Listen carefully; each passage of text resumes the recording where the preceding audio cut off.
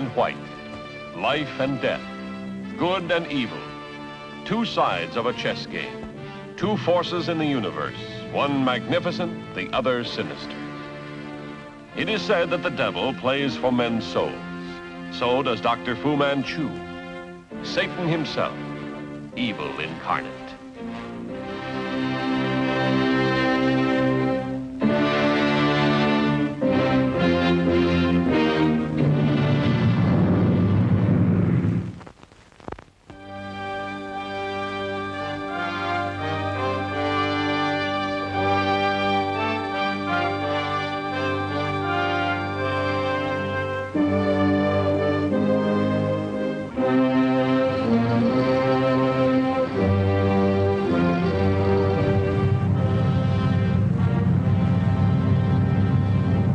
Ladies and gentlemen, this broadcast is originating at the Municipal Airport in Hong Kong.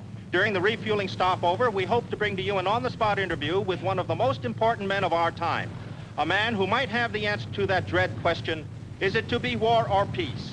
Can the East and West find a solution to their differences? Professor Hugh Yan, Special Delegate to the Conference of Nations. They're getting off the plane now, ladies and gentlemen. Professor Yan. Professor Yan, please, sir. Professor Yan, would you say a few words to a world audience? I understand, sir, that you bring with you a formula for world peace.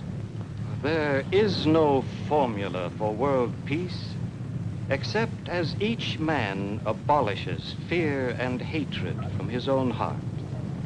I understand, Professor Yan, that you have mandates from the Eastern warlords that might make it possible to end the threat of war. Well, let's put it that I have been given the power to accept the plan being put forth by the United States, should it be all that it seems. During the last war, weren't you in a concentration camp for a long period of time? 3 years. Then no one knows better than you the importance of freedom. Thank you, Professor Hugh Yan. Ladies and gentlemen, you have just heard an on-the-spot interview with Professor Hugh Yan.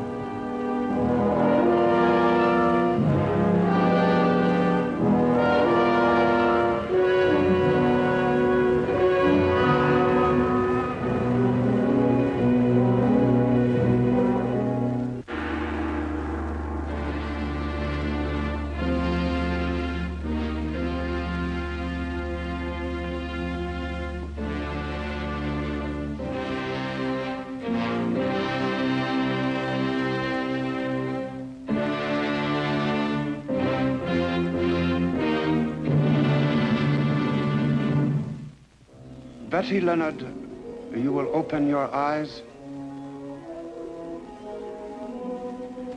You are a laboratory technician.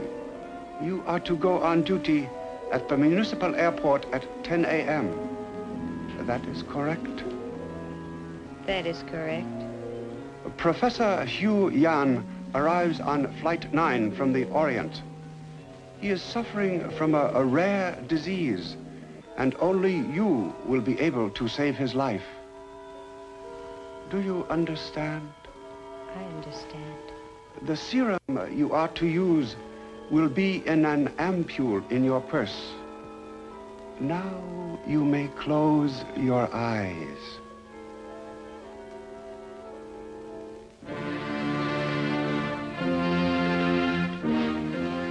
Dress her at once for the street, and see that she reaches her place of employment on time.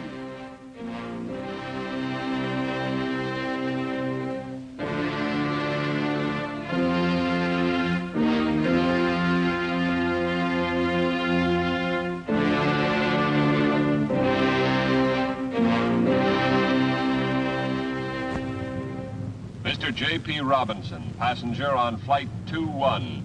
Your plane is ready for immediate departure at gate number 3. Mr. Robinson, please. All passengers for flight number 22, please report to your plane at gate number 4.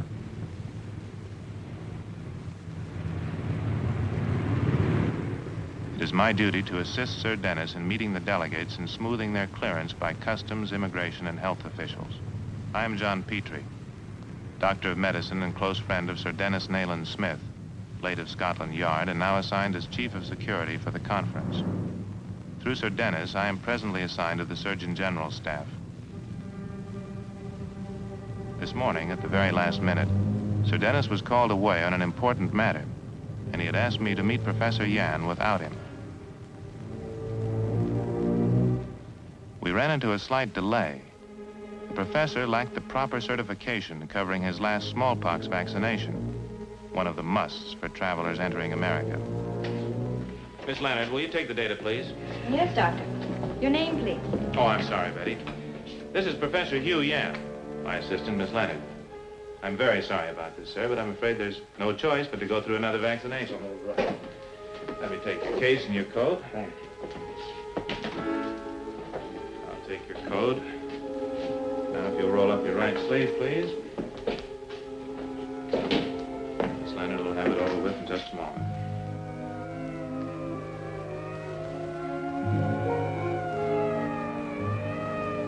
Sounds like they're coming here.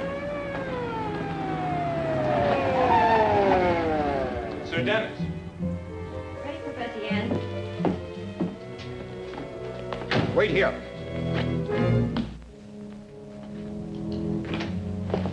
Professor Yan, I'm glad you're safe. Betty! What's the idea of the hypo? This was supposed to be a routine vaccination. Send an ambulance to the lab office and hurry.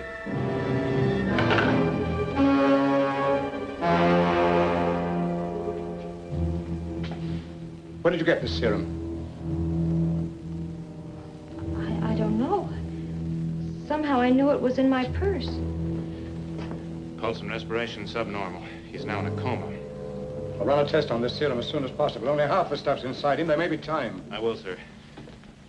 Why, Betty? Why? Dr. Yan is sick. He would have died if I hadn't given him that serum. Well, that's crazy. Not necessarily, Petrie. Look at her, confused, distraught.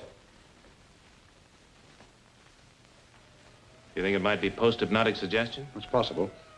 That important phone call I received turned out to be a wild goose chase. This must be a plot against Professor Yan. Oh, the ambulance.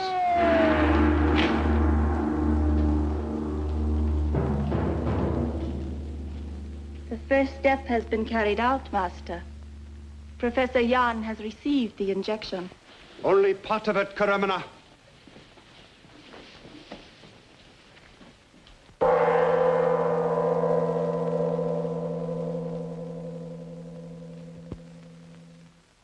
Send Loader to me.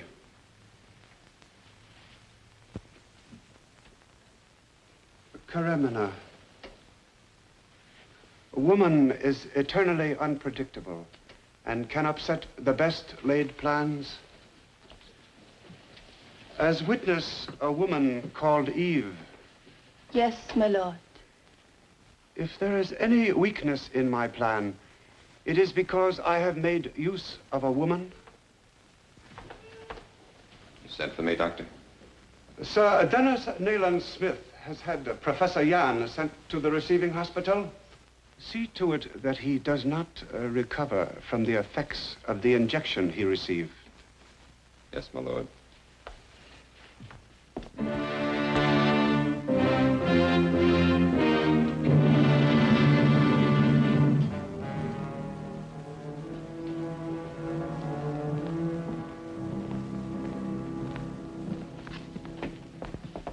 How is he? No change. I've arranged for a police guard to be with him at all times. Good. How are you feeling, Betty? As though every thought in my mind had been probed. And still nothing that helps. I'm terribly sorry. Now, don't be. You weren't responsible. Any report on the serum? The results of the first run might be in the lab. Let's check on it. It appears to be a protein parallelepiped with a definite porphyrin ring. Sounds like hemoglobin, but it isn't. Of course, the report isn't complete. Well, keep on working on it. And Petrie, some psychiatry might bring out the data hidden in Miss Leonard's subconscious. You might have a try at it. I will, sir. Petrie, is there any way that... Yan.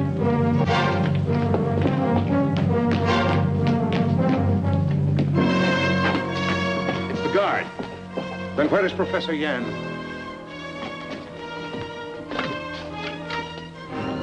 Get to the police quickly. You have done well, Loda. Now go back to the hospital. See to it that no one completes an analysis of the serum used on Professor Yan.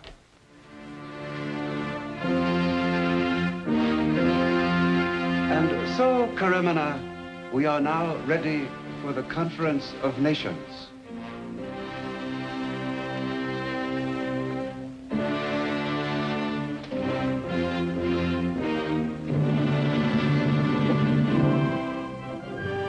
2,000 years ago, Plato said that virtue could not be taught.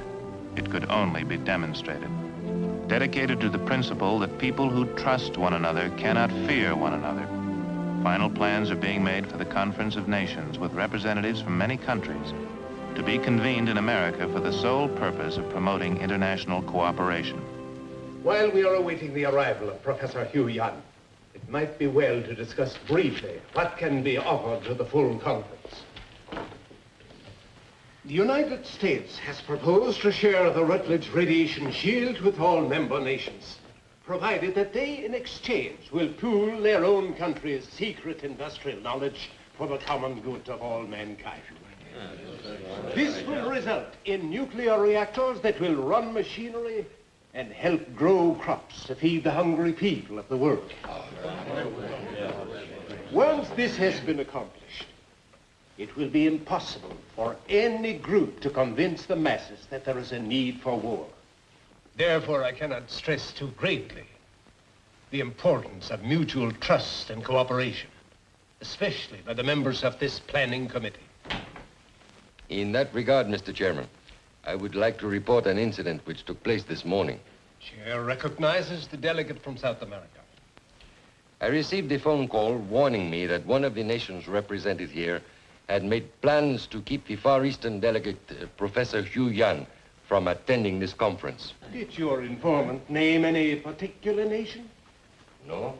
He just warned that we should all be on our guard. In other words, an attempt was made to cast suspicion on all nations. There has been an attempt to keep Professor Yan from attending this conference, but it was not at the instigation of any one nation. It was by a secret society dedicated to the downfall and destruction of everything that this conference stands for. And the man who heads this group is capable of unbelievable acts of wickedness. You sound as if you were speaking of the devil himself. I might as well be. Gentlemen, we are facing an enemy as old as time itself. His goal is chaos. His name, Fu Manchu. The man is crazy. I'm giving you the facts, gentlemen. Fu Manchu is out to destroy this conference. He is determined to provoke a nuclear war between the East and West, and millions of innocent people will be killed. You can prove your extraordinary statement, Sir Dennis? That telephone call that Mr. Valeria received this morning, sowing seeds of doubt and suspicion, is a stratagem typical of Dr. Fu Manchu. And then there is the disappearance of Professor Yan. Where is Professor Yan? I don't know. He was spirited away by agents of Fu Manchu not more than half an hour ago. Sorry to be late, gentlemen. You see, I was able to make it after all. The last time I saw you, Professor Yan, you were in a coma. You were also under medical care and police protection in the receiving hospital. An attempt was made to poison me when I arrived at the airport. I agreed to submit to an inoculation and lost consciousness almost immediately the serum was injected. I have not yet completely recovered from the effects of the drug. One side of my body, my face, and this hand are partially paralyzed. I recovered consciousness in the hospital, but continued to pretend coma. I wanted to find out what was going on. What I overheard was enough to make me realize I was deliberately being kept from attending this conference. But what about the police guard who was there to protect you? Do you know who killed him? Oh, if he is dead, I'm sorry, but I know nothing of his murder. I waited until the room was clear of people, then got out of bed, dressed, and came here. If there has been a plot against Professor Hugh Yan, we must know about it. This entire matter must be investigated at once. Nothing would suit me better. One moment, gentlemen. Would it be wise to launch an investigation and let the public know of this incident? Well, if some nation is trying to sabotage the conference, the whole world should know about it. But what then? What of this job we have to do here? He's right. News like this would end this conference before it got started. To be forewarned is to be forearmed. We will still sit together at this table, but we will be on guard against treachery. We will not be so foolish as to trust one another blindly. In an atmosphere of mutual distrust and suspicion, nothing can be attained by this conference. I find it easier to accept Professor Yan's account and advice than swallow Sir Dennis' story about the mysterious Dr. Fu Manchu.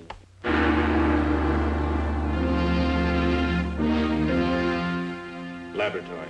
Tests. Hypodermic. Serum. Cigarette. Match. Serum. Purse. Injection. Ampule. Ampule. Fu Manchu. Why did you say that? I don't know. Try to remember. Dr. Fu Manchu.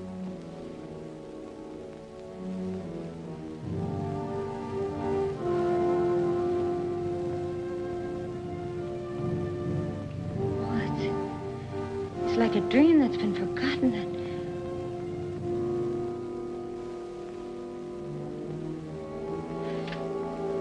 Oh, John, I'm scared. We'll let her rest. Take it easy, Betty. You know, in my years of matching wits with that devil, I've come to know how he operates. Take that serum Yan was given. Who else but Fu Manchu could produce a poison of such an unfamiliar pattern? And he's a past master of every hypnotic trick in the book. I just left Professor Yan at the Conference of Nations. What? Yes, he was spirited out of this building and revived. He's obviously following Fu Manchu's instructions. You mean he was hypnotized, like I was? No, I doubt if that's it. Well, what else could it be but a hypnosis? It's impossible to make a hypnotized subject commit acts contrary to his basic moral code. Professor Yan is known to be a fine, idealistic, and honorable man. Well, right now, your fine and honorable man is destroying the Conference of Nations. At the next meeting of the conference, Professor Rutledge will demonstrate a model of his radiation shield. It will be a simple matter for you to leave with it in your possession. The others will make no attempt to stop you. They will all be dead. I understand. You know the penalty of failure. There will be none. Cole.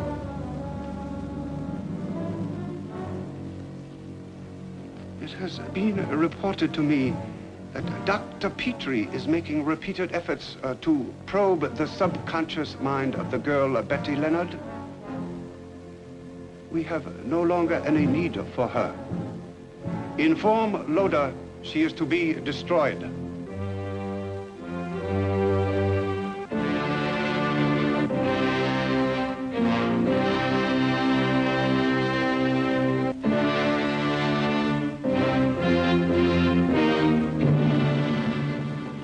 The police say it is impossible for Professor Yan to be taken from this building without being seen.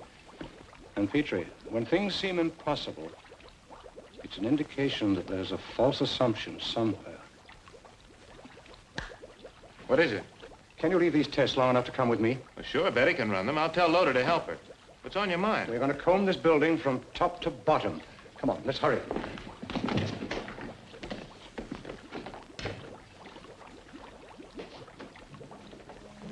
Oh, Mr. Loader.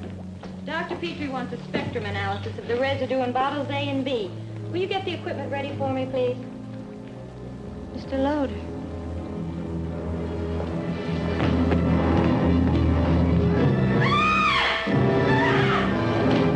Betty! Betty!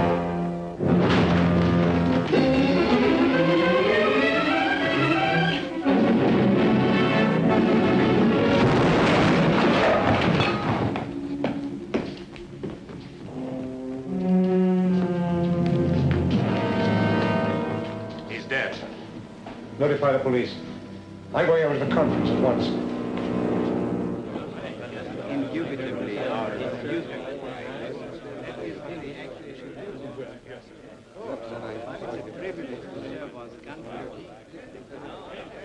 Notice the heavy sheathing of the container.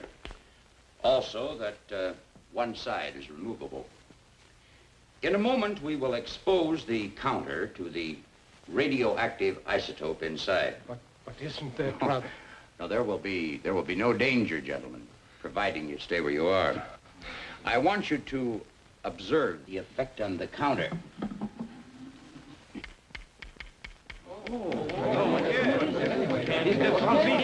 Now, the Rutledge radiation shield is, well, it's somewhat like a fast rally in a tennis match. A good player will return the ball, no matter to what part of the court it is put. Well, it is merely a question of having the racket in the right place at the right time.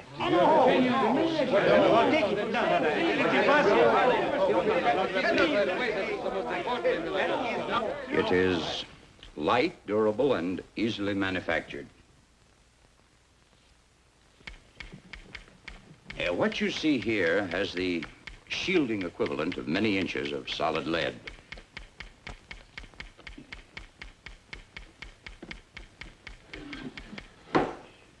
Remarkable demonstration. Why, that means that atomic energy can be made safe for use to anyone.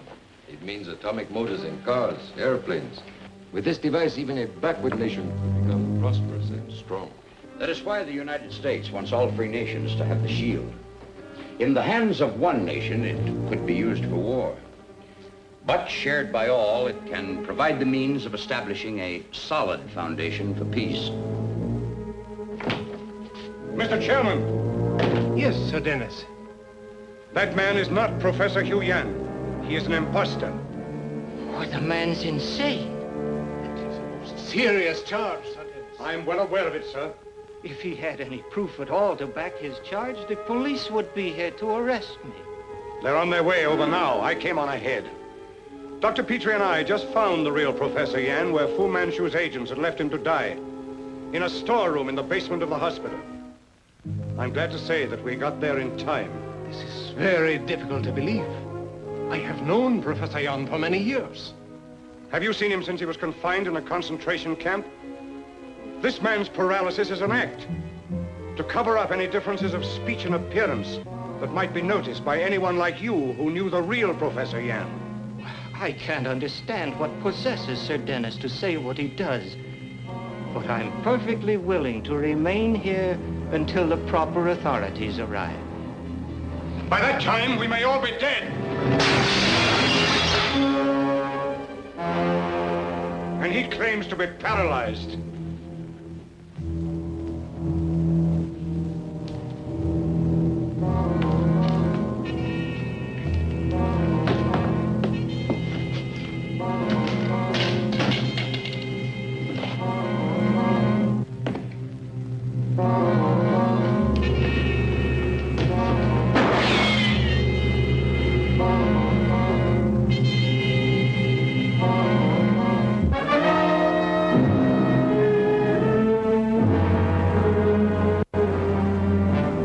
Give yourself up, man, you'll fall.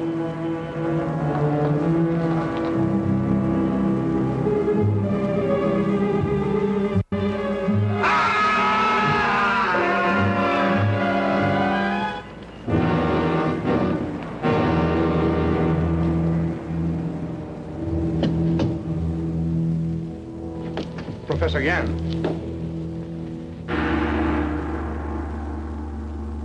Professor Yan. Professor It's so good to see you after all these years. Let me shake your hand.